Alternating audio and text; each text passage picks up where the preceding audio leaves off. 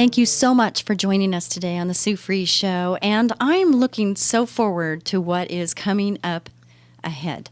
I have been privileged and honored to know the gentleman I have on as a guest today, and it just became very strong in my spirit and in my heart that this man, I needed to interview him. So I'm interviewing him on the radio. I'm also having him on my TV show. And yes, Sue Fries has a TV show. Who would have thought? But I have a TV show. It's la36.org. If you want to look that up, it's called The Sue Fries Show. How original. And that's Sue Fries, spelled like fries, one word. And today I have this gentleman, and I'm going to give you a little background of how I met him, how I know him. And his name is Herb Pensil. And Herb is sitting here so quietly waiting for his turn, and wait till you hear him. But Herb, I was sitting in the other room at the station, and I was talking to him, and he goes, well, I really don't know what you want me to do here, you know, and he goes, but I'm here, and he's always on time. That's one thing about Herb, is whenever we've had any appointments over the years that I've known him, he's very, very much on time, and that's really says a lot about a person. So if you're one of those that isn't on time, that's something you need to fix. Anyway, so I'm in this business with my husband, Scott, and it was a Hydrex franchise, and I don't know how many years we were involved in it before we decided that maybe we should buy some more franchises. And so we worked together for 20 years, looking back. But during this time, the North Hollywood franchise, which is what Herb and his beautiful, wonderful wife, Millie, owned, and they decided that they wanted to retire. I think that was a decision. But anyway, so it came up that maybe we could purchase it. And so we sat with them and we talked to them about, what they wanted, what we wanted, because that's kind of important. You have to have win-wins. And after the discussions, Herb and Millie decided to sell to Scott and I. And in this transaction, the expectations need to be clear. Everybody needs to understand who, what, where, when, why, correct? And so during this process, Herb and Millie needed to stay close by because I might have questions. My part of this is number one, I knew I had a part because I handled the office, the operations of the company. And so all of the information from their customers needed to be transferred over to our computers and our program. And so then I needed to know how what the frequencies were of their services and whatnot, and how Millie handled scheduling their services. Part of this learning curve for me is that Millie loved to have a personal relationship with every single person that was serviced by the North Hollywood Hydrex. So she would call the pest control customers and say, we need to have your service. When would you like to have it done? And there would be a scheduled appointment with each customer. Well, our Hydrex franchise didn't work exactly like that because we were growing at such a pace that there was no way I would be able to keep up with that. And so I asked Millie, how could I get these people from having your voice and your conversation into the way we do it, which is we send you a postcard, you call us, schedule us if you need us, and then we come out and do the service. So those were some of the things, plus just data entering every single customer, understanding if they owed money, if they, what the cost was, what type of service they wanted, the target pests that were important. All of those things played a part in the whole picture. So in these interactions, I would watch quietly, but I would watch the interaction between Herb and Millie. And I just admired their marriage. I admired their relationship. And Herb has been in the industry for, I think he's the longest running person in the industry right now, and I think he might be the oldest, but we'll hear from Herb. So Herb, thank you so much for joining us today on the Sue Fries Show. Well, you're welcome. All right. So, Herb, I'm going to get into this and just ask you some background questions because when I sit with you at the PCOC directors meetings and you always were faithful to go to those, and even after you retired, you still stayed involved. And I think it's such a testimony to our industry, testimony to you and your character as far as the care and the concern you have for the industry. Because pest control, some people just don't really understand the importance of pest control and what a major role it plays into the health and well-being of the families out there. Do you agree? Yeah, you sure do. Yeah. Yes. Play a big role. So, Herb, when did you become involved in the pest control industry? Well, I was raised in the pest control industry. My grandfather started in 1908 in Los Angeles in the pest control business. Mm-hmm. And he continued it all until he passed away in the late 40s.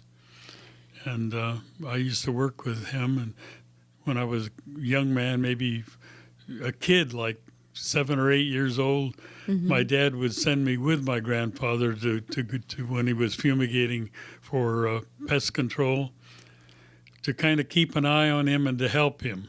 Uh-huh. So I enjoyed doing that. So you had fond memories of working alongside your dad in this industry. There's a lot of people, a lot of companies that have their families like their second, third, even fourth generation of people in the industry. So you were second generation or third generation? Third generation. Third generation. Yeah. Mm-hmm. So you said your dad, 1908. Yeah. Wow. In Los Angeles. In Los Angeles. You were born and raised in Los Angeles. Yes, I heard you I say that was. earlier. Yeah, that's awesome. I didn't know that. So you were like 5 or 7, you said, around 7 years old when you started working with your dad. Sure. Yeah. And so my son works with me now, Tyson. He works with me in the industry. And, we're third generation because Scott's dad was in the industry too. So we are third generation also in the business. And so what were your duties when you first started out and moving right along? What were your duties?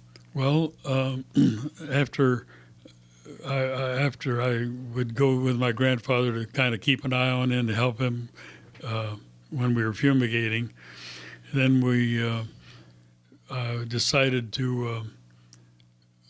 We used to get chemicals at his home. He lived on 51st and San Pedro in Los Angeles. Okay. He had a large two lots together with a bunch of fruit trees, and we used to have some of the sulfuric acid delivered at his home because he had a lot of room there, and we used to repackage the sulfuric acid that we used for fumigating, and we used to get it in a 150-gallon drum, and we had to transfer that 150 gallons of sulfuric acid into 1-gallon bottles.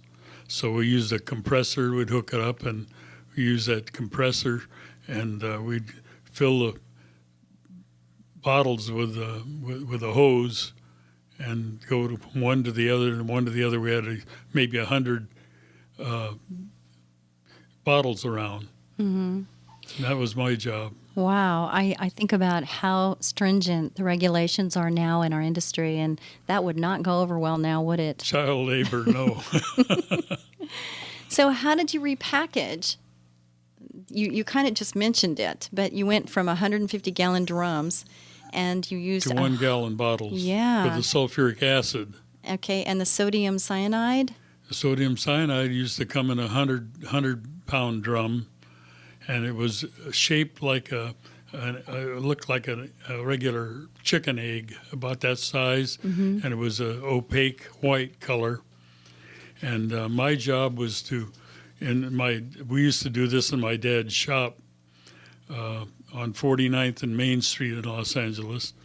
And my job was to put on gloves after school and go in there and with a scooper and dig 8 of these eggs out. We call them eggs because they look just like an egg. And they weighed an ounce apiece. So we'd put 8 of those into a paper bag, little paper bag, roll the Wow. bag up and put it into a metal container. Mm-hmm. My job was to fill that container up every night.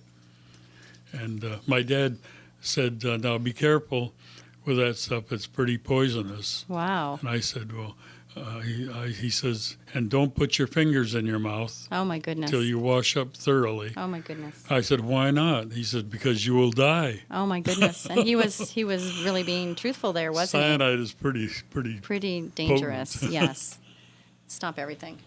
What's going on? Sorry about that. My dogs. Okay. Okay, back to us. Okay. So the repackaging was done in your front yard. You had 2 lots, you said, and Well, so you we did it right the there. acid in my grandfather's yard, Okay. the backyard, Uh-huh. and then we did the sodium cyanide at my dad's shop on 49th and Main Street in Los Angeles. So how were the premises prepared when you were fumigating with cyanide gas for the control of various insects? Because everybody knows now that there's a big tarp that goes over the house, and that's what happens now. What did you guys do back We weren't then? doing that at that time. We Right. were just fumigating for household pests like cockroaches and bed bugs and Bed bugs back then, really? Bed bugs, yes. Oh, my bed bugs were goodness. big in those days. You know, it's so amazing. I don't understand that because I've been in the industry 37 years. And for the first 30 of those years, I never got a call for bed bugs when I was in the office, and I would get calls. And I'd get calls for everything else, but not bed bugs. But You now know all of why? a sudden, for the last 7 years, there's a bed bug issue. Why, Herb? You, That the was Mr. because Wise of Man. DDT Exactly. and Lindane. Yes, which have They were been, developed during the war, right. and it took care of them Right. beautifully. Yeah, It and had then those were- residual action. And it was not harmful to anybody, Mm-hmm. and it was wonderful to use. Mm-hmm. But before that, we had really nothing Mm-hmm. hardly to get rid of the bed bugs, except fumigation. Right.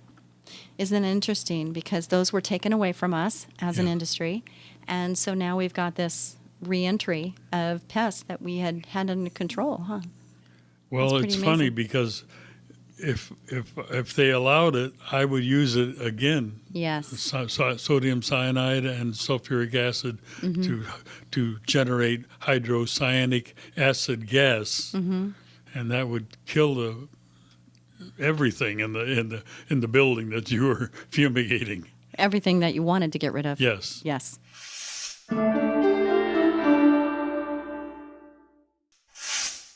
Herb didn't understand how his life and how he lives his life has impacted Sue Fries. And when I talked to him about that before we got onto the show, he says, I hope it's in a good way. And, if we all are desiring to have a good impact on other people, then our focus needs to be on how we react, how we respond, what we say, what we don't say, what kind of person, what kind of character do we have. And if we put that in check and we realize that we are influencing, we are impacting one another. And Herb, just by him saying that, I hope it's in a good way, and he just giggled a little bit. He's got that kind of spirit. It's so wonderful. And I just want Herb to know that I just thank you so much, Herb, for You're how you've welcome. impacted me. You're Because you've welcome. impacted me so much in ways that you have no idea how you've impacted me. And so I just want to say thank you. And I want to say thank you on TV, on the radio. I just want to say thank you because I think you're such a wonderful man. And I just love how you treat people and just how you are. You emulate such a wonderful spirit. You're spoiling me. Well, you know what? If anybody deserves to be spoiled, I would say it'd be Herb Pencil. So thank you so much for that. And so thank you for joining, and just hang in there with us, would you? All right, so we were talking about that we used to use different products, and then those were taken away, and then all of a sudden we've got this reoccurrence of bed bugs, which is something I get called on quite frequently. It's just crazy to me. So how did your father discover that when he fumigated certain buildings for the control of household pests, such as bed bugs or cockroaches, he found that the fumigant was also killing termites?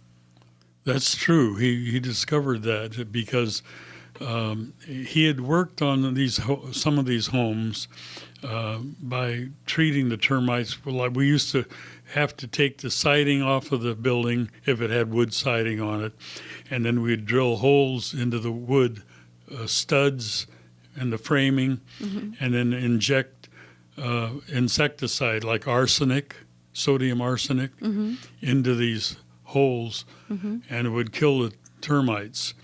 And he discovered when we had recurrences of termites in these homes that we had fumigated, we had treated previously, and after he fumigated them for bed bugs or roaches or silverfish or whatever, he discovered that when he did other jobs had to do, the termites would reinfest. So when he opened them up and started examining the wood, he found out that the termites were dead. And he thought, gee, maybe my fumigant is killing these bed bugs. Yes. These termites. What a wonderful discovery that was. So your boy. father was the one Yeah. that discovered that. He was. That's amazing, isn't it? That So just we wow. started fumigating homes. First, we had to, if it was a frame house, we had to cover the whole house with building paper and masking tape, which was a heck of a job. Instead of the tarps. Yes, Right? we didn't have tarps at that time. Yeah. And then we'd inject the gas into the house and open it up 24 hours later, and it would do the job, Yeah. kill the termites. So when did you become involved as a grown-up in your dad's business? When I got out of the service, I was in the Air Force between wars, right after the Second World War and just before the Korean War. And I was sent to Japan as a peacekeeper. Wow. And right after, in 1946 and 47. And then I went from Japan, they sent me to Korea, and I was stationed at Kimpo Army Air Base there, and so near Seoul, Korea. Wow. I did not know that. There's so many things that I don't know still. It's so exciting to learn more about you.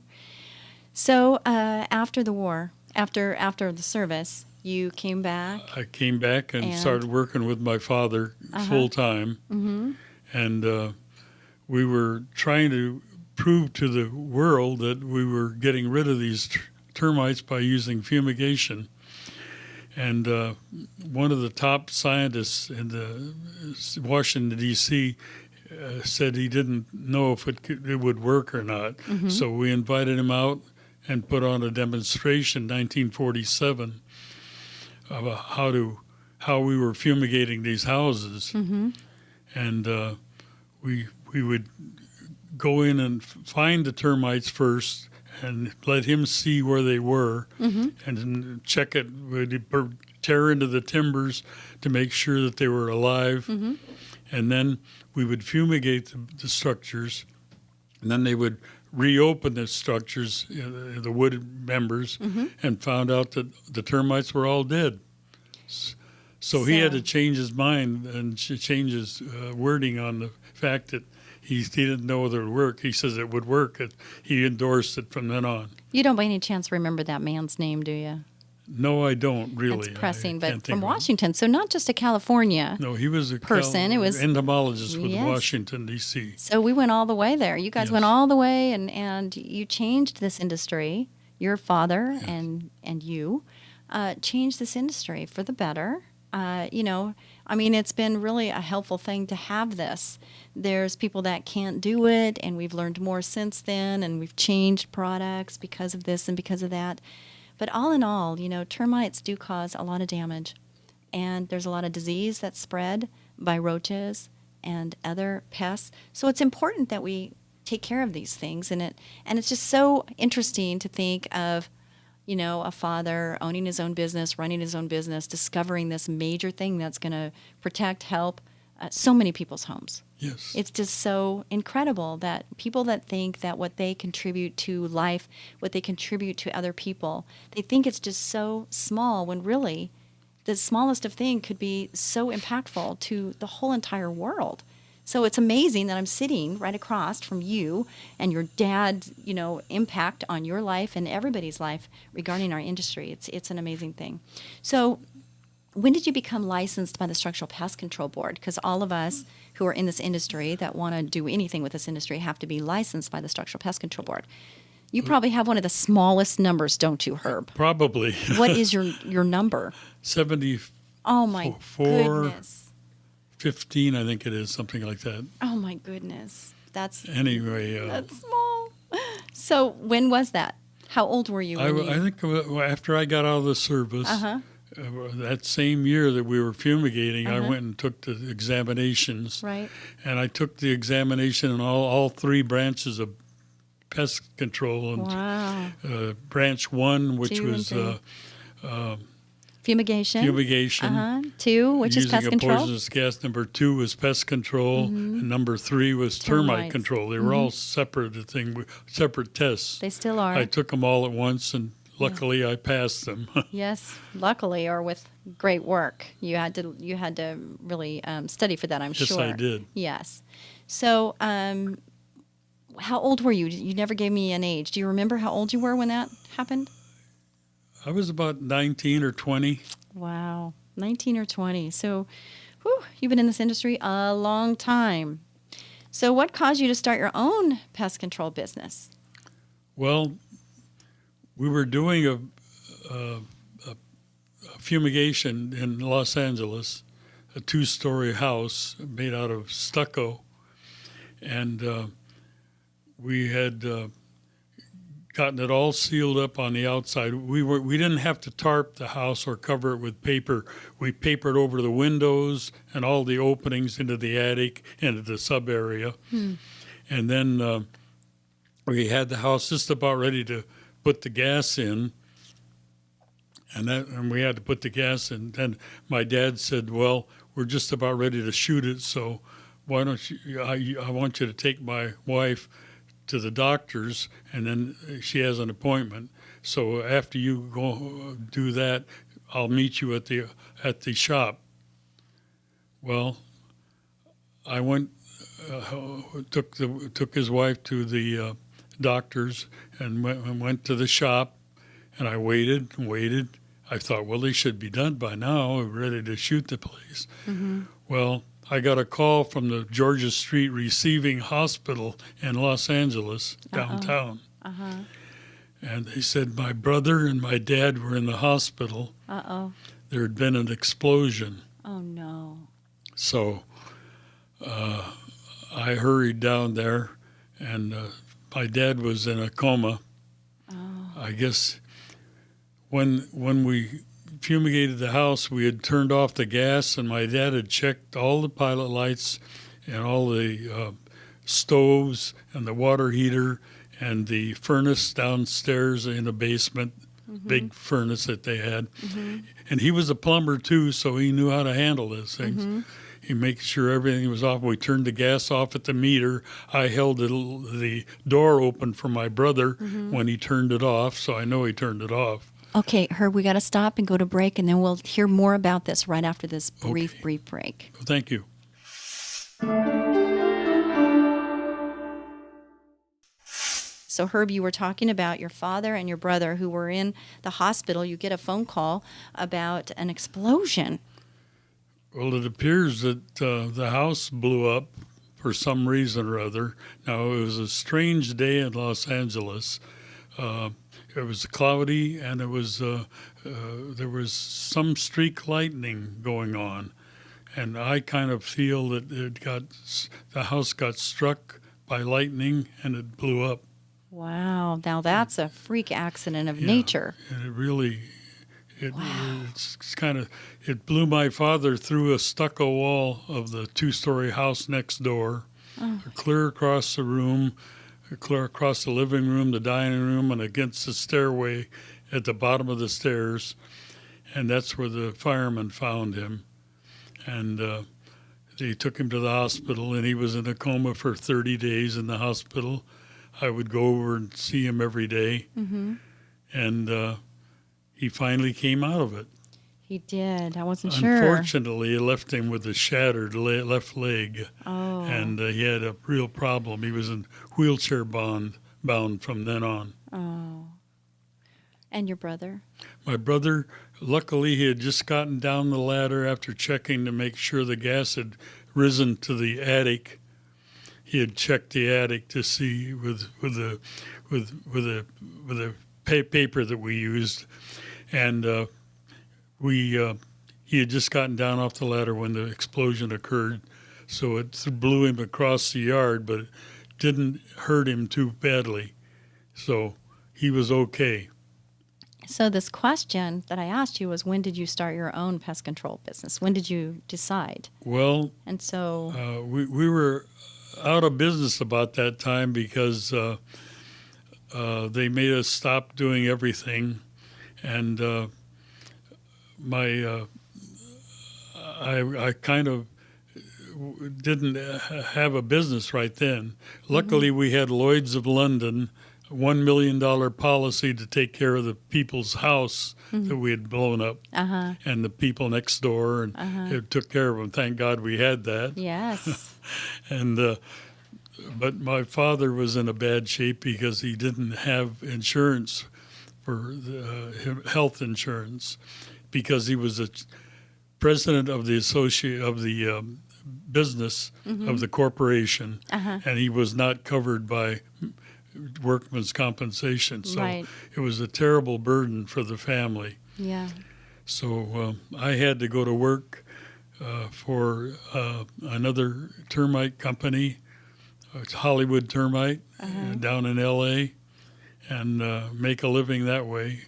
I crawled houses and crawled attics, crawled sub-areas, and made inspections, did all that sort of thing, until about a year and a half later, 2 years later, I started my own business Was that? from scratch, and Okay. when I moved to the San Fernando Valley, Uh-huh. and I started my business there, and that's where I went from then on. Wow, what a story. See, I've known you all this time, and I didn't realize that that was the start of you having your own business. That's pretty amazing. So, if you're listening now and you're thinking about the house blowing up and all of that, I mean, we've come so far in our industry, and I'm not saying that these things can't happen, but for lightning to strike and cause the house to blow up, I mean, that's just, I've never heard of that before. So that's pretty amazing. And we've come so far in our industry as far as, what we do and how we do it, and hearing how the Bones started, and it started with your father and you, is just quite an interesting story. It really is.